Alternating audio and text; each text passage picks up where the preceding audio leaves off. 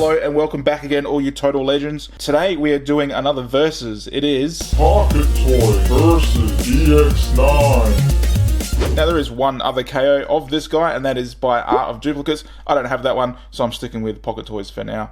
Before we get on to these guys though, let's quickly take a look at the boxes. I won't spend too much time on this because they kind of suck. It's just got some crappy artwork. Mine came all dinged up, and a couple of pictures on the back. Now, quickly down onto the accessories. Just quickly move all these over. Now, I know nobody really cares about this, but for the sake of completion, I'm going to do it. We have the girlfriend, or I can't remember what her name was, whatever, she sucks. The Dx9 one doesn't look that great to begin with, but at least the hair's painted. This one, she's sort of got a bit more of a tan and some shitty hair. Sculpt work is about the same, but the face is a bit softer. Anyway, the alien masks. The Dx9 one has like a green, sort of creamy lime tint to it, and the Pocket Toys one is just plain grey. Reds are about the same, sculpts look about the same, except the Pocket Toys doesn't have any of these little dots. See the little spots around the cheeks and the forehead? Pocket Toys doesn't have that. I'd like to put it on him, but the face on mine is just too far forward, and I cannot turn it around for the life of me. And when it comes to the guns, the Pocket Toys gun is a reflective silver, whereas the Dx9 not so much. Everything looks the same, all the details look the same. The details in the Pocket Toys gun aren't quite as deep. As you can see, they're quite a bit shallow. Mold marks in the same spot. Yeah, practically the same. Which he holds okay-ish. It is just sitting in there held by tension on the fingers, and the finger tension isn't that great. On the other hand, it's a little bit tighter, and that seems to be holding it much better. And then last accessories is we have their stands. Dx9 one has Dx9 logo. Pocket Toys just has a blank spot. I suppose you could put a sticker there or something. Both of them clip in exactly the same. That almost feels ratcheted, but I think it's just stiff. That's a bit stiffer.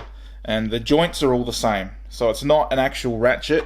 It's just, yeah, which way does it go? Unplug it. Right, focus.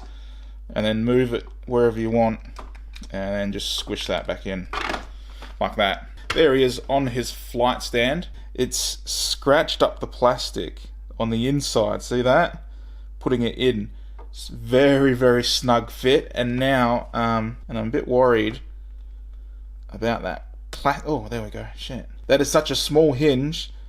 I could imagine that breaking really easy. I think the Dx9 might have been a little bit loose. Let's just... Yeah, so the Dx9 just sort of sits in there. So I'm like...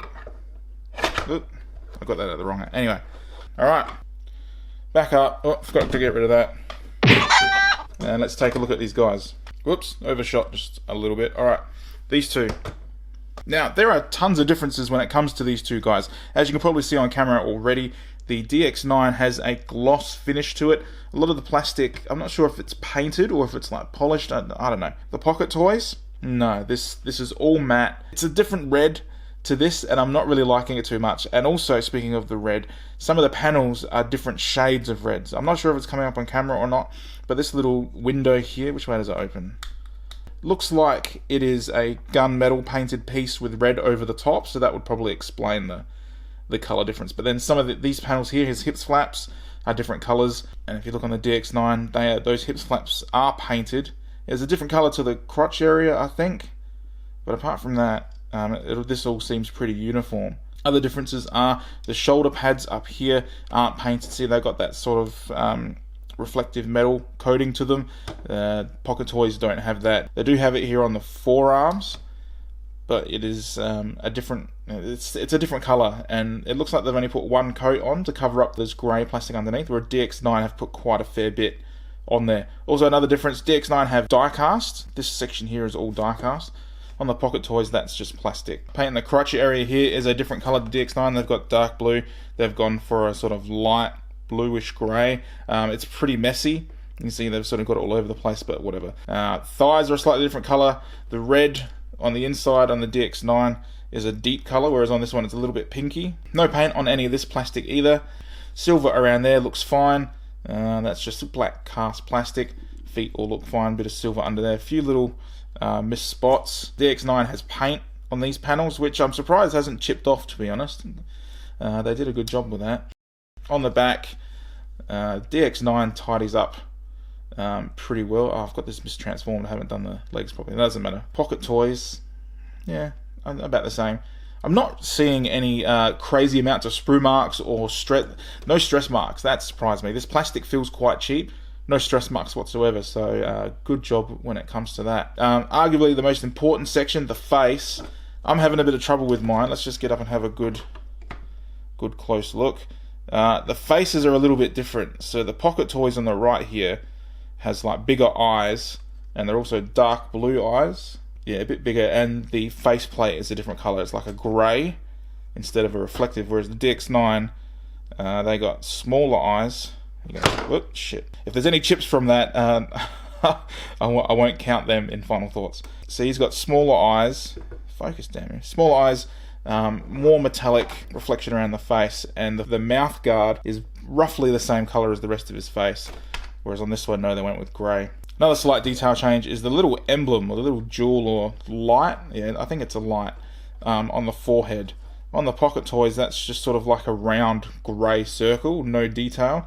On the Dx9, they've got a smaller sort of section with a line through it. That's pretty much it when it comes to details. Something I will say for both of these is my Dx9. I've always had dramas with these bloody heel spurs. The heel spurs, they're an adequate size, right? But they just lean back to. See, look at that curve. Look at that curve there. They just lean back too far. Like, because of this little flap that tabs in there, it makes the feet just uneven. So the heel spur really needs to actually sit down like that. But they just bend back up. It's always been a problem. And the Pocket Toys, it's the same. It's the same. The heels move. And in fact, one of my heels, this one, the pin's too short. So can you see? There we go. So when I bend this, so the pin, it's not even in the hole. It's barely sitting there. So the whole thing comes out, and there's not really any more pin to push. So they haven't put it in all the way before they cut it off. The other side is fine. I'm not saying that's a fault with all of them. That's just a minor thing where someone hasn't pushed the pin in all the way. The point I'm trying to make is that the heel spurs on the Pocket Toys are no better than on the Dx9. Now, articulation-wise, everything works exactly the same. The shoulders are nice and stiff. The 360 all the way around is still really good. The double-jointed elbow is still as you would expect. Wrist swivel and the hands, everything is still really, really good. There are no complaints with those joints. The only complaint I have are the hips. So let's just get these hip flaps out of the way, which are all nice and stiff as well. In fact, these front ones, they don't want to move. The only small problem I'm having is slightly loose hip joints. And inside the hip joints, both sides appear to be touching because they move at the same time as each other. It's not so bad, but when you have it next to the Dx9, which is just absolutely rock solid, it makes it much more noticeable. And also I have slightly loose knees as well. Right, so all the way out is nice and stiff and fine. They went all out with the flaps, didn't they? Forward and back is fine. See, there's that loose knee. Upper thigh swivel, super tight, both sides. Knee swivel, not so much. That one's much looser than that one. When it comes down to the feet, not too bad, a little bit floppy, but it is just a screw, so you can adjust it, change the tension to whatever you want, really. But as you've seen from standing, the ankles aren't the problem. It is dirt cheap. I don't think I mentioned that yet. It is just dirt cheap, this guy. Alright, well that's all that done. I guess we should get to transformation. I don't know if I should bother or not. You know what? No, I will. Let me know in the comments section down below if you give a damn about the transformation when it comes to KOs like this where we've potentially already seen it or already own the original. Let me know. But I'll do this one. Oh, stand up. I'll do this one today. Alright, first step is you want to rotate this head around. Now, as I mentioned before, the head on mine is a little bit too forward and I can't get it to rotate. Second step, grab this chest plate, pull it out like that, rotate it around, push it back in. Grab the wrists and pull them up fold the hands in, close it back over. Now I've already done it, in case you haven't. You've got to fold these back together, straighten these engines out like so. Grab these flaps from underneath his feet, untab, fold them all the way up. Grab his toes, fold them all the way down like that, putting the heel spurs up inside here, and then having these sections folded over like that. And then fold these bits inward like that, and then grab the upper thighs and rotate them around. Come around to the back, unhook these wings, fold this back panel out, and then fold this panel around like that, and then see this double hinge, flatten that, tab it all in, and then bring this bit around in between his legs. Got a little tab just in the end here, so let's just pull that out, lift that up, bring the legs in together, tab that in together. Right, and now we're meant to fold this down, but I'm having a bit of trouble with clearance. So with a bit of casual finesse, you can sort of just work it in there like that. Not the cleanest joint, but it is held in there quite tight. And then you can either have the landing gear in or out. We're going to have it out for now. Onto the wings, pretty easy. Fold them out like so. Got a tab there in the leg and a tab just there, so we're just going to slide that around and slot it in. Grab these little wing hooks again and bring them all the way around, tabbing them in just like that. Push the head back in, push that neck back down if you had it up. Oh god, that is not want to... I remember on the Dx9 that being a real pain in the ass to get out, and now on the Pocket Toys it's a pain in the ass to get back in. Anyway, we'll sort it out once it's all together.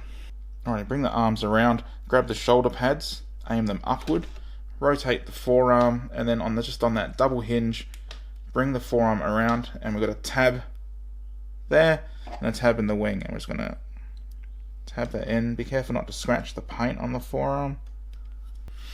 Same on the other side, obviously. Duh. Tab in. There we go.